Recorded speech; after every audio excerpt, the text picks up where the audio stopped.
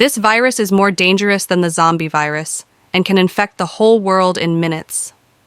The movie opens with Romain, an 18-year-old, at his dealer's place to buy drugs for a party he's planning for his birthday. His nose is bleeding, but he doesn't care as long as the drugs can take him to heaven. After testing the drugs, Romain leaves in his dad's prized vintage car, enjoying the beat of the music. He has no idea what disaster awaits him. While driving, he smokes a cigarette and carelessly tosses it inside the car. Realizing his mistake, he hurriedly stops the car to dispose of it, but just as he does, a strange woman appears and collides with his vehicle. She's covered in dirt, her head wrapped in bandages, and she looks terrified. Romain is taken aback as the woman, who appears traumatized, silently enters his car. When he tries to ask what happened, she doesn't respond, only sobbing and trembling. Romain considers calling for help but changes his mind after hearing "police" mentioned on the emergency call. He doesn't have a good relationship with the police. Instead, he decides to drop the woman off somewhere safe, but she can't give him any directions and remains silent. Her behavior is frantic as she jumps around in the car like a monkey. In an eerie twist, the woman pulls out a recorder which starts playing a broadcast about Subject C-39, a young woman aged 20 to 25 who has apparently escaped from a facility. It also reveals that she's infected, but Romain, though scared, doesn't take it seriously until he begins to turn into a zombie. Romain is baffled, not understanding what the broadcast means, but things spiral out of control when the woman suddenly stabs herself repeatedly. Horrified, Romain tries to stop her, but she collapses, bleeding all over him, and ultimately dies. Panicked, Romain drives her lifeless body to his garage, unsure what to do. Staring at her blood on his hands, he's distraught, his birthday plans now in shambles. Reaching home, he is terrified by the blood on his body and decides to take a shower while weeping. In the midst of this horror, Romain receives a call from his dad asking for his flight code, which Romain updates him on. His father knows about his mysterious activities and decides they should meet to talk. Trying to hide his fear, Romain heads back to the garage, but the woman's body is gone. Alarmed, he starts searching for her, just as his girlfriend Anna arrives unexpectedly. She's excited to celebrate his birthday, but Romain, still shaken, brushes her off and goes back to looking for the woman. Anna senses something is wrong, but tries to be supportive, though Romain's strange behavior worries her. As his friends arrive, Romain reluctantly sends Anna off with them, saying he'll join them soon. But his friends aren't ready to leave him alone and start shouting. Desperate to locate the missing woman, he checks his home's CCTV footage but finds nothing unusual. Frustrated, he activates the house alarm before heading to the party. He's distracted, the woman's image haunting his thoughts. Anna tries to get closer to him, but the echo of the mysterious woman's voice is resounding in his ears. He also starts moving his head mysteriously, as if zombie germs are taking hold. At the party, Romain struggles to blend in, as his mind keeps replaying the unsettling events. Meanwhile, Anna, unaware of his turmoil, tries to enjoy herself. Later, she chats with her friend Juju in the bathroom about a pregnancy test. Juju confesses that Romain, Anna's boyfriend, might be the father, shocking Anna, as she hadn't imagined Juju would betray her. Hurt and confused, Anna leaves the washroom. Romain, oblivious to the drama, eventually finds Juju, and they become intimate. But in a strange twist, Juju notices his eyes beginning to glow, terrifying her. She abruptly stops him, and Romain, confused and shaken, examines himself in a mirror, noticing his own odd behavior. Just then, he receives a call from his father, who warns that someone was seen near their house when the alarm went off. Realizing he has to go home, Romain tries to leave, but Anna, hurt and angry, intercepts him. After brushing her off, his friends force him into a dance, but he loses control and punches one of them. Juju intervenes, and Romain finally manages to escape the party, pedaling back home in distress. On the way, an artificial intelligence threatens to call the police, but Romain refuses because he can't deal with the police. Back at the house, Romain's father calls again, asking if anything was stolen, then laughs strangely before hanging up. It's really odd behavior from Romain's father. Feeling unnerved, Romain enters the house and finds the same recorder with the chilling announcement about subject C39. Following strange markings on the walls, he eventually reaches the bathroom, where he finds the woman from earlier in the tub, once again harming herself. Shocked, he tries to pull her away, only for her to reveal a bizarre device implanted in her body. He has no idea what's going on with his life. Everything is ruined. Horrified, Romain stumbles back, just as a team of commandos swarms his house, seemingly after the woman. Suddenly, this mysterious girl starts acting weird, and Romain's condition also looks suspicious. The commandos capture her and shoot her because she's no longer useful as a test subject. Soon, they realize Romain is there too, and is also infected because anyone who comes in contact with the mysterious woman is doomed to turn into a zombie.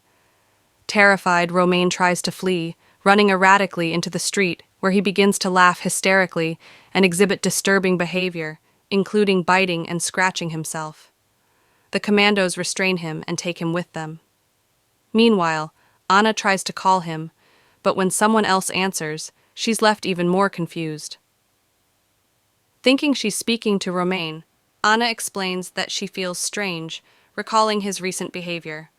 The person on the line, who is actually with the commandos, pretends to be Romain. Later, Anna takes a taxi to find a safe place, but she starts exhibiting similar erratic behavior, shaking her neck as Romain did earlier. She notices a car following her, and her driver stops to confront them, only to be shot dead. Horrified, Anna, now realizing she's in danger, takes control of the taxi and tries to escape. As she drives the taxi, fear overwhelms her, and she stumbles out onto the street, feeling dizzy and weak. She started shaking her body like a zombie.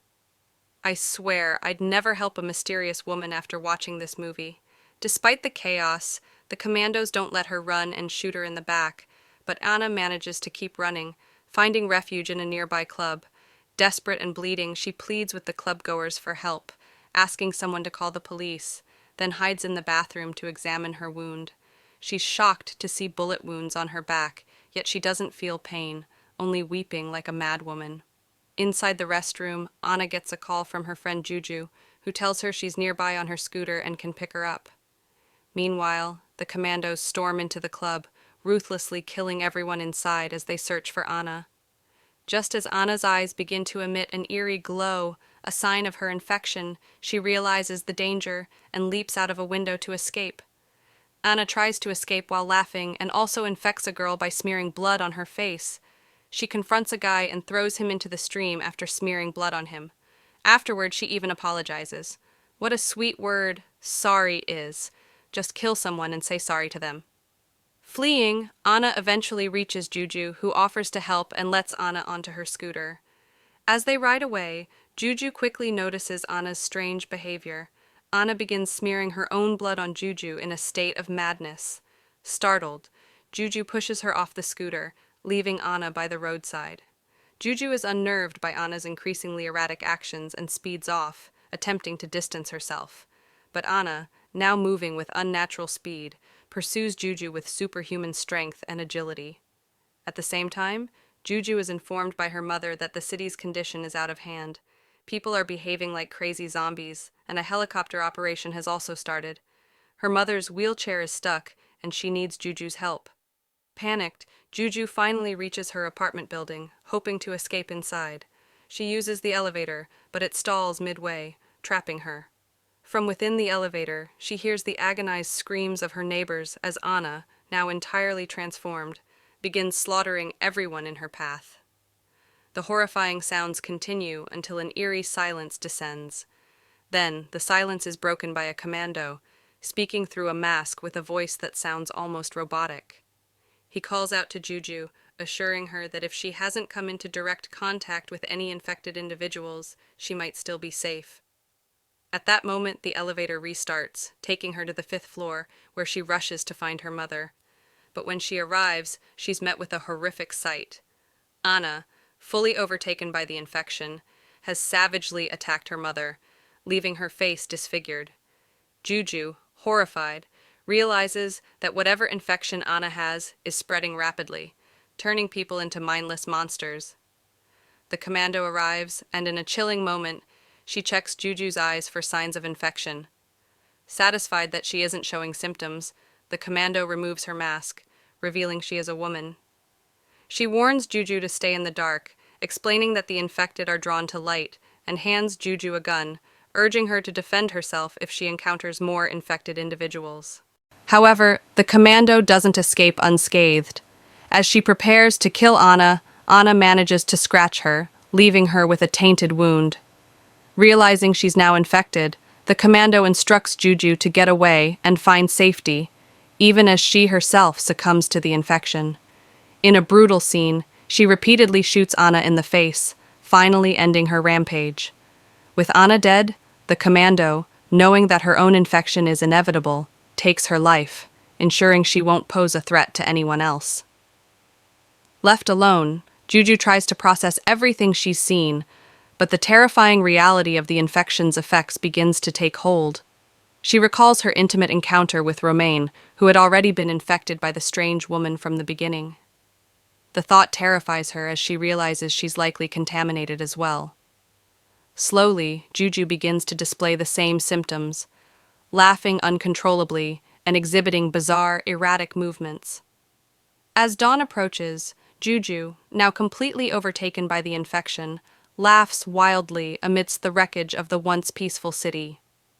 The infection has spread like wildfire, causing chaos and madness everywhere. It becomes clear that the woman, Subject C39, was the original carrier of this horrific disease. She had escaped from a laboratory, infected Romain, and set off a chain reaction that has now decimated the city. If you like this movie, don't forget to subscribe to the channel.